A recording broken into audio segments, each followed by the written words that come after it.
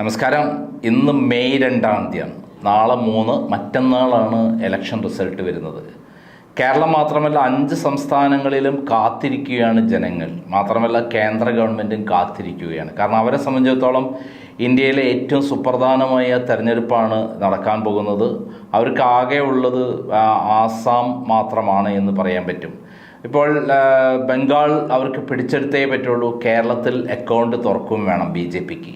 തമിഴ്നാട്ടിലാണെങ്കിൽ ഇങ്ങനെ അട്ടിമറി സൃഷ്ടിച്ചുകൊണ്ട് എന്തെങ്കിലും തരത്തിൽ മാറ്റം വരുത്താൻ വേണ്ടി അവർ എല്ലാ വിധത്തിലും ശ്രമിച്ചുകൊണ്ടിരിക്കുകയാണ്. BJPക്ക് 14 സീറ്റ് വരെ ഇവിടെ ചില ചാനലുകൾ പറഞ്ഞിട്ടുണ്ട്. ചാണക്യ പോലുള്ള ചാനലുകൾ പറയുന്നത് 10-ൽ മേലെ സീറ്റുകൾ കിട്ടുമെന്നൊക്കെയാണ്.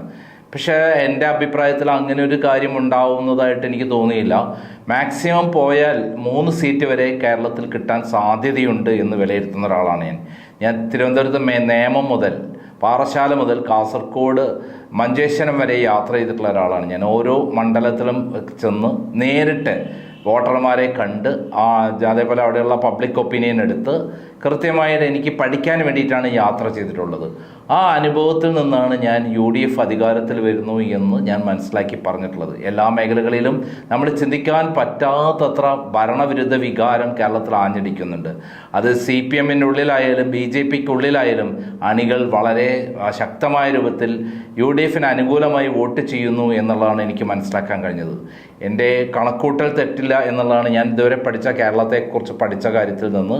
ഇത് ഏതെങ്കിലും എക്സിറ്റ് പോൾ ഫലങ്ങളെ ഇതിലോ അല്ലെങ്കിൽ വേറെ ഏതെങ്കിലും സർവേകളുടെ അടിസ്ഥാനത്തിൽ നേരിട്ട് ജനങ്ങളുടെ അനുഭവത്തിൽ നിന്നുള്ള കാര്യമാണ് പറയുന്നത്. ഞാൻ ഇന്നലെ പ്രമുഖ നേതാക്കന്മാരുമായിട്ട് സംസാരിച്ചു. അവരുടെ വിലയിരുത്തൽ, ഓരോ പാർട്ടി വിലയിരുത്തൽ പറഞ്ഞു. തിരുവനന്തപുരത്ത് CPMന് ജില്ലാ സെക്രട്ടറി ശ്രീ ജോയ് ആയിട്ടും അതേപോലെ അവിടുത്തെ കോൺഗ്രസ് ജില്ലാ പ്രസിഡന്റ് ശക്തൻ നാടാരുമായിട്ടും ഞാൻ സംസാരിച്ച് കൃത്യമായിട്ട് അവർ പറയുന്നത് പുറത്തു വിട്ടിട്ടുണ്ട്. അതായത് തിരുവനന്തപുരത്ത് രണ്ടുപേരും ഏകദേശം തുല്യ നിലയിൽ പറയുന്ന, രണ്ടുപേരും മാന്യന്മാരായ ആൾക്കാരാണ്. വെറുതെ ഇല്ലാത്ത അവകാശവാദങ്ങൾ വിളിച്ചു പറയുന്ന ആൾക്കാരല്ല. ഏറ്റവും പ്രധാനപ്പെട്ട ജോയ് പറഞ്ഞിട്ടുള്ള എന്താ, 7 സീറ്റ് മുതൽ 8 സീറ്റ് വരെ കിട്ടാം. അത് തന്നെയാണ് തിരിച്ചിട്ട് ശക്തൻ നാടാരും പറഞ്ഞ 7 മുതൽ 8 സീറ്റ്. അതായത് തിരുവനന്തപുരത്ത് 14 സീറ്റാണ് ഉള്ളത്. അതൊരു ശരിയായൊരു കണക്കാണ്. അവകാശവാദങ്ങൾ സത്യസന്ധമായിട്ട് പറഞ്ഞിട്ട്. എന്നാൽ നാട്ടകം സുരേഷ്, അതായത് കോട്ടയത്ത് ഏറ്റുമാനൂർ മത്സരിച്ച് കോട്ടയം ജില്ലാ പ്രസിഡന്റ് നാട്ടകം സുരേഷ് കോട്ടയത്തെ പറ്റി പറഞ്ഞത് വളരെ ഗൗരവമുള്ള കാര്യമാണ്. അദ്ദേഹം പറഞ്ഞത് 9-ൽ 9 സീറ്റും കിട്ടുമെന്നാണ്. കഴിഞ്ഞ തദ്ദേശ സ്വയംഭരണ തെരഞ്ഞെടുപ്പിൽ 2 സീറ്റുകൾ മാത്രമാണ് പിന്നോട്ട് പോയത്, വൈക്കവും അതേപോലെ കാഞ്ഞിരപ്പള്ളിയും. എന്നാൽ ഇത്തവണ വൈക്കവും കാഞ്ഞിരപ്പള്ളിയും വിജയിക്കുമെന്നാണ് അദ്ദേഹം പറയുന്നത്. അതിൻ്റേതായ കൃത്യമായ കാരണങ്ങൾ അദ്ദേഹത്തിന് നിരത്താണ്ട്. അദ്ദേഹം പറയുന്ന കാരണങ്ങളിൽ ഏറ്റവും പ്രധാന കോട്ടയത്ത് ഏറ്റവും എഫക്റ്റ് ചെയ്തിട്ടുള്ളത് ശബരിമല വിവാദം തന്നെയാണെന്നാണ് അദ്ദേഹം പറഞ്ഞിട്ടുള്ളത്. ശബരിമല വിവാദം, ഭരണവിരുദ്ധ വികാരം, പിണറായി വിരുദ്ധ വികാരം, മുസ്ലിം ക്രിസ്ത്യൻ ഒരു ഏകീകരണം, ഇതെല്ലാം ഏറ്റവും ബാധിച്ചുള്ള ജില്ല കോട്ടയമാണ്. അതുകൊണ്ട് തന്നെ ഇത്തവണ കോട്ടയത്ത് പല പ്രത്യേകതകളും കാണാൻ പറ്റും. ജോസ് കെ മാണി തോൽക്കുന്നു എന്നല്ല, കേരള കോൺഗ്രസ് ഇല്ലാതാകുന്നു എന്നുള്ളതാണ്. ഇടുക്കിയിലും പത്തനംതിട്ടയിലും കേരള കോൺഗ്രസ് സ്ഥാനാർത്ഥികൾ പരാജയപ്പെടുമെന്നുള്ള കൃത്യമായിട്ടുള്ള വിവരങ്ങളാണ് പുറത്തു വരുന്നത്. അങ്ങനെയെങ്കിൽ കോട്ടയത്ത് കൂടി പരാജയപ്പെട്ടാൽ, കാഞ്ഞിരപ്പള്ളി മാത്രമാണ് ആകെ പ്രതീക്ഷയുള്ളത്, കോട്ടയത്ത് കൂടി പരാജയപ്പെടുകയാണെങ്കിൽ തീർച്ചയായിട്ടും അത് വല്ലാത്ത പരാജയമായ. നമുക്ക് 2 പേരെ മാത്രമാണ് അതിൽ അട്ടിമറി വിജയം സാധ്യതയുള്ള ആൾ. ഒന്ന് PC ജോർജ് നമുക്കറിയാം, മുമ്പ് പൂഞ്ഞാറിൽ വലിയ വിജയം നേടിയിട്ടുള്ള ഒരാളാണ്. ഒറ്റയ്ക്ക് നിന്ന് പോരാടിയിട്ടുള്ള ആളാണ്. അന്നത്തെ കാലാവസ്ഥ മാറിയുന്ന അദ്ദേഹം BJPയുടെ കൂടെയാണ്. അതേപോലെ അദ്ദേഹത്തിൻ്റെ മകൻ ഷോൺ ജോർജ് പാലയിൽ അട്ടിമറി വിജയം ഉണ്ടാക്കുമെന്നുള്ള ഒരു പ്രതീക്ഷയാണ് ഉള്ളത്. പക്ഷേ എൻ്റെ കണക്കൂട്ടലിൽ അതിൻ്റെ അവിടെയുള്ള യാത്രക്കിടയിൽ അന്ന് ഷോൺ ജോർജിനെ കാണാൻ പറ്റില്ല. അദ്ദേഹത്തെ വിളിച്ചപ്പോൾ ഫോൺ എടുത്തിരുന്നില്ല. അതേസമയത്ത് കോട്ടയത്തെ പാലയിലെ സ്ഥാനാർത്ഥി മാണി സൈ കാപ്പനെ കാണാൻ കഴിഞ്ഞിട്ടുണ്ടായിരുന്നു. അദ്ദേഹത്തെക്കുറിച്ച് ഞങ്ങൾ പബ്ലിക് ഒപ്പീനിയൻ എടുത്തിരുന്നു.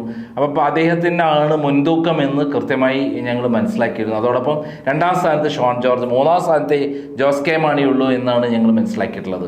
അപ്പോൾ കോട്ടയത്ത് ഇത്തവണ ഈ 9-ൽ 9 സീറ്റും UDF നേടുന്നു എന്ന് പറയുന്നതിൽ വലിയ അതിശയോക്തിയൊന്നുമില്ല. ഏറ്റുമാനൂരിൽ മത്സരിച്ച് ഏറ്റുമാനൂരിൽ വൻ വിജയം, വാസവനെ തോൽപ്പിക്കേണ്ടത് കാലഘട്ടത്തിൻ്റെ ആവശ്യമാണ്. പിണറായി വിജയൻ്റെ സകല കള്ളത്തരങ്ങൾക്കും കൂട്ടുനിന്നിട്ടുള്ള ഒരു പെരിച്ചാഴിയാണ് വാസവൻ. കാരണം ആരും പതിഞ്ഞ് നടിക്കൂടിയാണ് തുറന്നു പോവുക. ഞാൻ പറയാം, ശബരിമല വിവാദത്തിലെ ഏറ്റവും വലിയ നായകൻ, കൊള്ളക്കാരൻ നായകനല്ല, വില്ലൻ, കൊള്ളക്കാരൻ നമുക്കറിയാം. ഈ വാസവനാണ് മുമ്പ് ഇളംകുളം ബാങ്ക് തട്ടിപ്പ് കേസിലെ പ്രതിയാണ്. മുമ്പ് കള്ളുഷാപ്പ് നടത്തിയ പരിചയമുള്ളത് കൊണ്ടായിരിക്കാം അദ്ദേഹം ഇത്തരം കാര്യങ്ങളൊക്കെ വളരെ പതിഞ്ഞിരുന്നിട്ടാണ് എല്ലാ കാര്യങ്ങളും ചെയ്യാറുള്ളത്.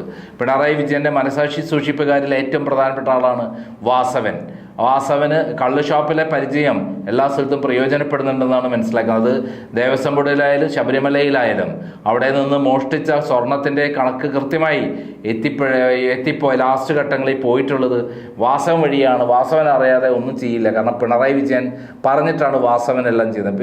പിണറായി വിജയൻ അറിയാതെ ഒരു തരി സ്വർണം പോലും നമ്മുടെ ശബരിമലയിൽ നിന്ന് മോഷ്ടിക്കില്ല നമുക്കറിയാം. എന്തായാലും നമുക്ക് കോട്ടയത്ത് നമ്മുടെ നാട്ടകം സുരേഷ്, കോട്ടയം ജില്ലാ കോൺഗ്രസിൻ്റെ പ്രസിഡന്റ് നാട്ടകം സുരേഷ് പറഞ്ഞത് 9 സീറ്റിൽ 9 സീറ്റ് എന്ന് പറഞ്ഞാൽ ഏതൊക്കെയാണ്? നമുക്ക് ചങ്ങനാശ്ശേരി, കോട്ടയം, പാല, ഏറ്റുമാനൂർ, കടുത്തുരുത്തി, അതേപോലെ നമ്മുടെ കാഞ്ഞിരപ്പള്ളി, പിന്നെ പൂഞ്ഞാർ, വൈക്കം, ഇത്രയും സീറ്റുകൾ 9 സീറ്റുകളാണ് കോട്ടയത്തുള്ളത്. ആ 9 സീറ്റും അവർ നേടിയെടുക്കുമെന്നുള്ളതാണ്. കോട്ടയത്തെ ഏറ്റവും വലിയ പ്രത്യേകത എന്ന് പറയുന്നത് പുതുപ്പള്ളിയാണ്. പുതുപ്പള്ളിയിൽ നമ്മുടെ ചാണ്ടി ഉമ്മനാണ് മത്സരിക്കുന്നത്. ചാണ്ടി ഉമ്മനോട് ചോദിച്ചപ്പോഴും എന്നോട് 9 സീറ്റിൽ UDF വിജയിക്കുമെന്ന് അദ്ദേഹം തീർത്ത് പറഞ്ഞിട്ടുണ്ട്. നമുക്കറിയാം കോട്ടയത്ത് തിരുവഞ്ചൂർ രാധാകൃഷ്ണനാണ് നിൽക്കുന്നത്. തിരുവഞ്ചൂർ രാധാകൃഷ്ണൻ എവിടെ നിന്നാലും വൻ വിജയം നേടുന്ന ആളാണ്. അതിന് പ്രത്യേകിച്ച് എല്ലാ ജാതി മതങ്ങൾക്കപ്പുറം, രാഷ്ട്രീയത്തിനപ്പുറം എല്ലാവരും അദ്ദേഹത്തിന് വോട്ട് ചെയ്യും. അദ്ദേഹം ഇവിടെ അടൂരിൽ നിന്നപ്പോൾ അദ്ദേഹം വലിയ ഭൂരിപക്ഷത്തിന് ജയിക്കുന്നൊരു ആളാണ്. അതോടൊപ്പം തന്നെ നമുക്ക് ഏറ്റവും പ്രധാനപ്പെട്ട പുതുപ്പള്ളിയിൽ ഏറ്റവും കൂടുതൽ വലിയ ഭൂരിപക്ഷം ഉണ്ടാകുമോ എന്നുള്ളതാണ് കരുതേണ്ടത്. പുതുപ്പള്ളിയിൽ കേരളത്തിലെ ഏറ്റവും വലിയ ഭൂരിപക്ഷം ഉണ്ടാകുമെന്ന പ്രതീക്ഷയാണ് എനിക്കുള്ളത്. കാരണം ഞാൻ കഴിഞ്ഞ വർഷം അവിടെ ഉപതെരഞ്ഞെടുപ്പ് നടന്നപ്പോൾ ഞാൻ അവിടെ പോയിരുന്നു. അവിടെ VD സതീശനായിരുന്നു അവിടെ ഇലക്ഷൻ എഞ്ചിനീയറിംഗ് ചാർജ് ഉണ്ടായിരുന്നത്. അദ്ദേഹമാണ് എല്ലാം മേൽനോട്ടം വഹിച്ചിരുന്നത്. 50,000 വോട്ടിൻ്റെ ഭൂരിപക്ഷമാണ് ഇത്തവണ ഞാൻ പ്രതീക്ഷിക്കുന്നത് പുതുപ്പള്ളിയിൽ. അത് ചരിത്രപരമായ ഒരു വിജയമായിരിക്കും എന്നുള്ളതാണ് ഞാൻ കണക്കൂട്ടുന്നത്. അതേപോലെ ജോസ് കെ മാണിയുടെ പരാജയവും കേരള കോൺഗ്രസിൻ്റെ തകർച്ചയുമായിരിക്കാം ഈ ഇലക്ഷനിൽ ഏറ്റവും അധികം കോട്ടയത്ത് നിന്നുണ്ടാവുക കേൾക്കുക എന്നുള്ളതാണ് ഈ ഇലക്ഷൻ്റെ ഏറ്റവും പ്രത്യേകം. കേരള കോൺഗ്രസ് മാണി ഗ്രൂപ്പ് അപ്രത്യക്ഷമാകും എന്നുള്ളതാണ് എൻ്റെ ഒരു വിലയിരുത്തൽ. എന്തായാലും നമുക്ക് കാത്തിരിക്കാം. നമുക്ക് നാട്ടകം സുരേഷിൻ്റെ ഞാനുമായി സംസാരിച്ച ഫോൺ സംഭാഷണം പൂർണ്ണമായി കേൾക്കാം. നാട്ടകം സുരേഷ് പറയാം. നമസ്കാരം. ക്രൈം നന്ദകുമാറാണ്. നമസ്കാരം. ഇന്നുണ്ട് പറ. എന്താണ് കോട്ടയം ജില്ലയിലെ സ്ഥിതി UDFന്റെ? കോട്ടയം ജില്ലയിൽ 9 സീറ്റ് കിട്ടുന്ന സാഹചര്യമുണ്ട്. അപ്പൊ ഏറ്റുമാനൂർ പിടിക്കും എന്നാണ് പറയുന്നത്. ഉറപ്പായിട്ടും. എത്ര വോട്ടിന്റെ ഭൂരിപക്ഷം ഏറ്റുമാനൂർ കിട്ടും? ഭൂരിപക്ഷം നമുക്കിപ്പം പറയാൻ പറ്റുന്നില്ല. നല്ല ഭൂരിപക്ഷത്തിലേക്ക് പോകും. പിന്നെ കാഞ്ഞിരപ്പള്ളിയും വൈക്കവുമായിരുന്നല്ലോ തദ്ദേശ സ്വയംഭരണ തെരഞ്ഞെടുപ്പിൽ. അതും ജയിക്കാനുള്ള സാധ്യതയുണ്ട്. എന്താണ് ഏറ്റവും വലിയ സാധ്യതയായിരിക്കും 9-ൽ 9 ജയിക്കും. ചിലപ്പോൾ 9 കിട്ടും. അപ്പൊ ഈ മൊത്തത്തിൽ നിൽക്കുമ്പോ എന്തൊക്കെ ഘടകങ്ങളാണ് നമുക്ക് അനുകൂലമായി വന്നത്? ഒന്ന്, ഗവൺമെന്റിനെതിരായിട്ടുള്ള വലിയൊരു വികാരം. പിണറായി വിരുദ്ധമാണോ അല്ലെങ്കിൽ ഭരണവിരുദ്ധമാണോ കൂടുതൽ? ഭരണവിരുദ്ധവും പിണറായി വിരുദ്ധവും, മമ്പലൊക്കെ ശബരിമല വിഷയവും, അഴിമതിയും എല്ലാം ഉണ്ട്. ആളുകള് ഭയങ്കരമായിട്ടാ പ്രതികരിച്ചു. ഈ തെരഞ്ഞെടുപ്പിൽ വോട്ട് ചോദിക്കുന്നപ്പോ ഇതിനെയൊക്കെ ഇറക്കി വിട്ടിട്ടുള്ളെന്ന് പറഞ്ഞിട്ടുണ്ട്. ഭയങ്കര കാര്യമാണ്. പിന്നെ ഓരോ സ്ഥലങ്ങളിലെ സ്ഥാനാർത്ഥികളുടെ മികവ്, പിന്നെ ചിട്ടയായ തെരഞ്ഞെടുപ്പ് പ്രവർത്തനങ്ങൾ. ഇത്തവണ പൂഞ്ഞാറിൽ എന്തായിരിക്കും? PC ജോർജ് ജയിക്കുമെന്നാണല്ലോ പറയുന്നത്. ഒന്നും ജയിക്കില്ല. അവിടെ സജി ജയിക്കും. സെബാസ്റ്റ്യൻ ജയിക്കും. സജി എന്നാണ് UDF സ്ഥാനാർത്ഥിയുടെ ഞങ്ങളൊക്കെ വിളിക്കുന്ന പേര്. അതാണ് അവിടെ പേരും. പക്ഷെ ഒഫീഷ്യൽ AJ സെബാസ്റ്റ്യൻ മറ്റു പറയുന്നു ഔദ്യോഗിക നാമത്തിലാണ്. പാലയിൽ എന്ത് സംഭവിക്കും? പാലയിൽ മാണിച്ചൻ ജയിക്കും. മാണിച്ചിക്കപ്പൻ ജയിക്കും. അപ്പൊ ജോയ്സ് കെ മാണി ജയിക്കുമ്പോൾ ജോസ് കെ മാണിക്കും. അല്ല, 2ാം സ്ഥാനമാണോ 3ാം സ്ഥാനമാണോന്ന് ചോദിച്ചു. മാണിച്ചൻ ജയിക്കും. വൈക്കത്ത് നമ്മള് തദ്ദേശ സ്വയംഭരണ തെരഞ്ഞെടുപ്പിൽ പിന്നിലായിരുന്നു. അവിടെ പെർഫോമൻസ് കാഴ്ചവെച്ച ആളാണ് ബിനു. അപ്പം മൊത്തത്തിൽ 9 സീറ്റും കൊണ്ടുപോകും. പുതുപ്പള്ളിയിൽ കഴിഞ്ഞ വർഷത്തെ ഭൂരിപക്ഷം കിട്ടും. അതൊക്കെ ഉണ്ടാവും, അതൊക്കെ ഉണ്ടാവും. ഈ പുതുയുഗ യാത്ര എങ്ങനെയുണ്ടായിരുന്നു അവിടെ കോട്ടയം ജില്ലയിൽ? ഒരു യാത്ര വളരെ ഗംഭീരമായിട്ട് നടന്ന ജില്ലയെ കോട്ടയം. പ്രതിപക്ഷ നേതാവ് എന്നുള്ള രൂപത്തിൽ വി ഡി സതീശനെ കുറിച്ച് എന്താണ് അഭിപ്രായം, പ്രവർത്തനം? ഞാൻ ഇപ്പോഴത്തെ ഒരു സാഹചര്യത്തിൽ ഒരു നേതാക്കന്മാരെ കുറിച്ചും ഒരു അങ്ങനെയല്ല, ഈ നമ്മളെ പുതുപ്പള്ളിയില് ബൈ ഇലക്ഷൻ നടന്നപ്പോൾ അദ്ദേഹം ആയിരുന്നല്ലോ അവിടെ. ഇപ്പോഴത്തെ ചില സാഹചര്യങ്ങളുണ്ട്. അപ്പൊ നമ്മള് എല്ലാ കോൺഗ്രസിലെ എല്ലാ നേതാക്കന്മാരും എല്ലാവരും കഴിവുള്ളവരും സമർത്ഥരായ നേതാക്കന്മാരില്ല. കോൺഗ്രസിന് അങ്ങനെ ഒരു ഗുണമുണ്ടല്ലോ, നേതൃരംഗത്തുള്ളവരൊക്കെ ഒന്നിനൊന്നിനും മികച്ചവരില്ല. അപ്പൊ ഇത്തവണ 9 സീറ്റ് അല്ല 7 സീറ്റ് കോട്ടയം പിടിക്കുകയാണെങ്കിൽ, മിനിമം 7 പിടിക്കുകയാണെങ്കിൽ 100-ൽ പരം സീറ്റ് കിട്ടുന്നില്ലേ എന്റെ അർത്ഥം? അതാണല്ലോ ഇപ്പം സർവേ ഫലങ്ങളും ഒക്കെ പറയുന്നതാണല്ലോ. 100 പറഞ്ഞിട്ടില്ല ആരും. ഇതിലേക്ക് എത്തുന്നേ, 94 വരെയാണ് ഇപ്പൊ ലാസ്റ്റ് മനോരമ സർവേ വന്നത്.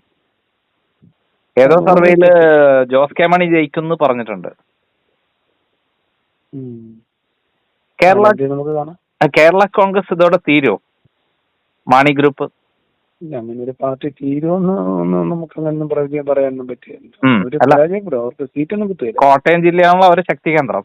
അല്ല, അവർക്ക് കോട്ടയത്ത് സീറ്റൊന്നും കിട്ടുകയില്ല. Okay okay. വാസവൻ തോൽക്കും എന്തായാലും. UDF ജയിക്കും. അതെ, വാസവൻ തോൽക്കും. പിന്നെ UDF ജയിക്കുമ്പോ പിന്നെ LDF തോക്കുമല്ലോ. LDFിന്റെ സ്ഥാനാർത്ഥിയിലെ Vasavan. Okay okay, thank you. Thank U.